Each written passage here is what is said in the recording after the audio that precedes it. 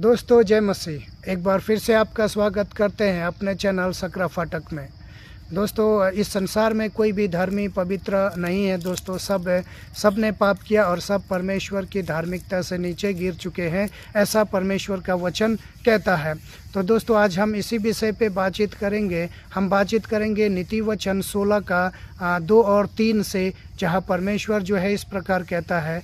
परमेश्वर कहता है कि इंसान का कार्य जो है उसके दृष्टि में पवित्र होता है, पर मनों को परमेश्वर ही जांचता है। तो दोस्तों मैं चाहता हूँ कि मैं आपके लिए ये वचन जो है पढ़ दूँ। 16 का 2 में इस प्रकार लिखा है, मनुष्य का सारा चाल चलन अपनी दृष्टि में पवित्र ठहरता है, परंतु यहोवा मनों को तौलता है।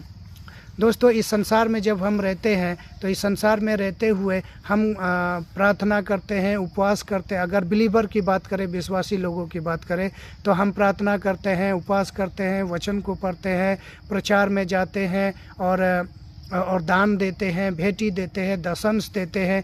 ये सारा कार्य हम करते हैं, मगर किस भावना से करते हैं, किस रूप में करते हैं, और ये सारा बातें तो परमेश्वर ही हमारे मनों को अच्छी तरीके से जानता है कि जब हम प्रार्थना करते हैं तो किस प्रकार करते हैं। दोस्तों हमने बहुत सारा लोगों को देखा है कि जब वो प्रार्थना भवन में जाते हैं तो संडे सर्विस में जाते हैं, ज़ोर ज़ोर से चिल्लाते हैं और चिल्ला करके प्रार्थना करते हैं, रोने लगते हैं और भी क्या क्या करते हैं, हाथ पीटने लगते हैं, पता नहीं क्या क्या करते हैं। और वो अपने आप को धर्मी दिखाने का प्रयास करते हैं, अच्छा दिखाने का प्रयास करते हैं। मगर मैं आपको एक बात बता दूं दोस्तों, परमेश्वर का कार्य जो है चिल्लाना और बहुत ज़्यादा शोर मचाना नहीं है। पवित्र आत्मा का काम जो है शालीनता के साथ में होता है, किसी तरह का उत्पात नहीं होता है। मगर कुछ लोग ऐसा करने लगते हैं तो ये ऐसा कर के वो लोग खुद को धर्मी दिखाना चाहते हैं। मगर परमेश्वर कहता है कि मैं तुमको जानता हूँ, तुम्हारे हृदय में क्या है और तुम ये किस लिए कर रहे हो। तो दोस्तों कभी कभी ऐसा होता है कि हम बहुत अच्छा सोचते हैं कि हम बहुत अच्छा कार्य करते हैं, मगर परमेश्वर जो है हमारे अंदर के सारे बुराइयों को जानता है। तो दोस्तों एक छोटा सा उदाहरण के द्वारा इस बातों को हम समझने का प्रयास करते हैं। जब मैं प्रभु में छोटा ही था, यानी नया बिलीवर था, और मेरा जो मेंटर था वो मेंटर के साथ में मैं इधर उधर जा कर के अपनी गवाहियाँ दिया करता था, और जो मुझे समझ में आता था वो बाइबल से एक दो बातें भी लोगों को बताया करता था मेंटर के साथ में रह करके।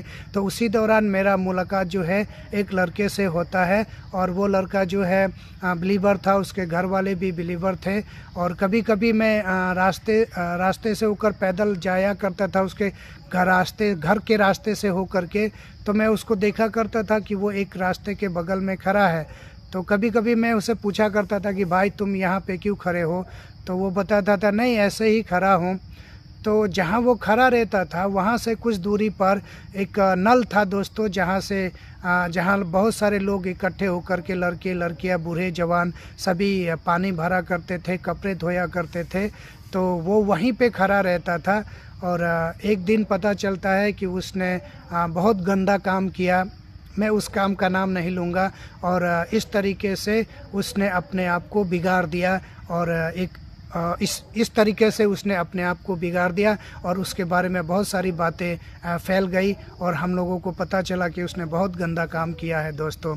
तो कभी कभी ऐसा होता है दोस्तों कि लोग बहुत अच्छा हमको दिखाने का प्रयास करते हैं, मगर हम अच्छा दिखाने का प्रयास करते हैं, मगर हमारी जो बुराइयां है कभी भी छिपती नहीं है। चाहे परमेश्वर से हो चाहे इंसान से हो, इंसान से भी हमारी बुराइयां छिपती नहीं है, और वो एक दिन ना एक दिन उजागर हो ही जाती है, और हमको पता चल जाता है कि वो व्यक्ति जो था अच्छा नहीं था। और परमेश्वर तो पहले से ही जानता है। तो परमेश्वर हमको जानता है, इसलिए हमारा कोई भी प्रयास कि हम अपने गलतियों को छिपा लेंगे या कोई जान नहीं पाएगा, ये विफल होगा। इसलिए परमेश्वर कहता है कि तुम जो कार्य करते हो उसमें शुद्धता लाओ, उसमें पवित्रता लाओ। इसका सबसे अच्छा उदाहरण दोस्तों सदुकी और फरीसी का हम ले सकते हैं। परमेश्वर ने कहा कि सदुकी लोग कहते हैं मगर करते नहीं हैं। वो लोग कहते हैं कि विश्राम दिन को मानना चाहिए, मगर वो खुद से विश्राम दिन का पालन नहीं करते थे। वो लोग खुद कहते थे वचन को पढ़ना चाहिए, मगर परमेश्वर के वचन को वो लोग पढ़ा नहीं करते थे। वो लोग कहते थे दया करनी चाहिए, मगर वो लोग खुद दया नहीं करते थे। वो लोग कहते थे दान देना चाहिए, मगर वो लोग खुद दान नहीं दिया करते थे। इसलिए परमेश्वर ने उनको कहा कि सदूकी और फरीसियों के खमीर से तुम लोग सावधान रहो, अपने चेलों से परमेश्वर ने कहा, क्योंकि परमेश्वर हर एक के हृदय को जानता है।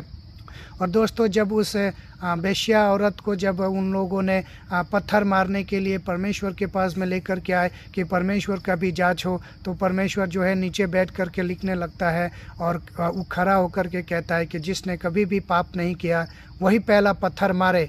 और धीरे धीरे सभी अपने पाप को देखते हैं, सभी का पाप अपने दृष्टि में आ जाता है और सभी लोग चले जाते हैं। और बाद में प्रभु और वो औरत जो है अकेला रह जाती है।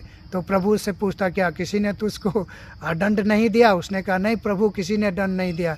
तो प्रभु कहते, जा, मैं भी तुझे माफ़ कर देता हूँ, मैं भी तुझे दंड नहीं देता। तो दोस्तों, परमेश्वर की दृष्टि में सब कुछ खुला हुआ है, आप कुछ भी छिपा नहीं सकते। इसलिए किसी के मन में परमेश्वर ने ये भजन उपजाया, खुल जाएगी किताबें जब भी हिसाब होगा।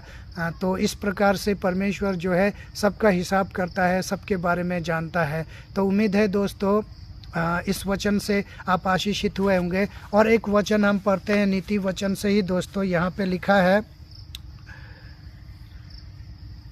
अपने कामों को यहोवा पर डाल दे, इससे तेरी कल्पनाएं सिद्ध होगी। दोस्तों, हम जो भी कार्य करते हैं, चाहे वो प्रचार का कार्य करते हैं, चाहे हम जा कर के किसी के लिए प्रार्थना करते हैं या कोई भी और कार्य करते हैं और वो हमसे बन नहीं पाता है, हम अपना दिमाग, अपना बुद्धि लगा देते हैं, अपना समझ लगा देते हैं और वो काम हमसे नहीं बनता है। तो इसलिए परमेश्वर कहता है कि तुम अपना ज्ञान, अपना बुद्धि, अपना समझ का सहारा न लो। तुम जो भी कार्य करते हो वो सारा कार्य जो है मेरे हाथों में समर्पित कर दो। अगर तुम प्रार्थना करते हो तो तुम्हारा काम केवल प्रार्थना करना है। अगर तुम किसी को जा कर के वचन सुनाते हो तो तुम्हारा काम केवल और केवल वचन को सुनाना है। तुम किसी के जीवन को बदल नहीं सकते। किसी के जीवन को बदलना, किसी को चंगा करना, ये परमेश्वर का काम है, ये परमेश्वर ही करता है। इसलिए हम जो प्रार्थना करके आएंगे या जो भी कार्य करके आएंगे या करने के लिए जाएंगे, उन सभी कार्यों को हमको परमेश्वर के हाथों में समर्पित करना है। तब परमेश्वर जो है हमारे कार्यों में आशीष देता है, हमारे कार्य में परमेश्वर हमारे साथ रहता है और उसमें उन्नति लेकर के आता है और लोगों के जीवन में परिवर्तन आता है। अगर हम अपना दिमाग लगा देंगे दोस्तों तो गड़बड़ हो जाएगा। इस बात को ऐसे समझते दोस्तों, जब दानियल को राजा नबूकदनेस्सर ने कहा कि जब तुरहिया फूकी जाए और जब ढोल नगारे बजाए जाए तो उसी वक्त तुम सिर झुका करके दंडवत करना, तब तुम्हारा प्राण जो है बचाया जाएगा, बच जाएगा। मगर दानियल क्या करता है वहाँ पे? ये बातें होने से पहले ही परमेश्वर से अपने कोठरी में जाकर के वो प्रार्थना करता है और परमेश्वर के साथ में करार करता है कि मैं नबूकदनेस्सर के मूर्तियों के आगे सर नहीं झुकाऊंगा, चाहे कुछ भी हो जाए। परमेश्वर आपके महिमा के लिए मैं ये सब करूंगा, अगर मरना पड़े तो मर जाऊंगा, मगर उसके आगे सर नहीं झुकाऊंगा। तो ये सब चीज़ें परमेश्वर के आगे उसने समर्पित कर दी।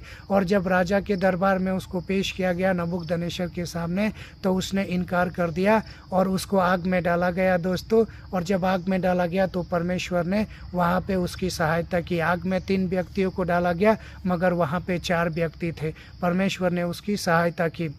तो अगर हम भी दोस्तों इस प्रकार परमेश्वर को हर एक परिस्थितियों में समर्पित करते हैं, चाहे जोखिम हो, चाहे जैसा भी समस्या क्यों ना हो, जैसे भी परेशानियां क्यों ना हो, अगर हम परमेश्वर को उन कार्यों में प्राथमिकता देते हैं, समर्पित करते हैं उन बातों को, तो परमेश्वर अद्भुत तरीके से हमारे जीवन में कार्य करता है। तो दोस्तों, उम्मीद है इन वचनों के द्वारा मैं आपके उत्साहित कर पाया हूं और परमेश्वर ने आपके हृदय में बात किया हो। दोस्तों, एक छोटा सा और एक वचन बोल करके मैं ख़त्म करता हूं। परमेश्वर ने मत्ती 7:21 में कहा है कि हर वो इंसान जो मुंह से हे प्रभु कहता है वो स्वर्ग में नहीं जाएगा, केवल वही जाएगा जो परमेश्वर की इच्छा के अनुसार चलता है। तो ये जो नीति वचन 16 का 2 है, ये सबसे अच्छा उदाहरण है दोस्तों कि अगर हम अगर हम मुंह से प्रभु प्रभु करते हैं और हमारा हृदय, हमारा चाल, हमारा चरित्र, हमारा स्वभाव, हमारा व्यवहार, हमारा उठना बैठना बोलना ये सब परमेश्वर के वचन के अनुसार ना हो तो ये सारा चीज़ जो है व्यर्थ है और एक दिन हमको उसी जगह पे जाना पड़ेगा जहाँ पे रोना और चिल्लाना होता है।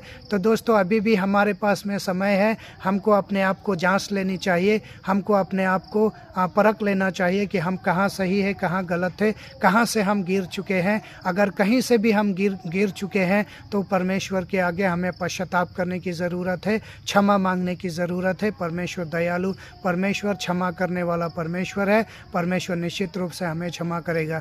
तो दोस्तों मिलते हैं फिर किसी वीडियो में, तब तक के लिए जय मसीह।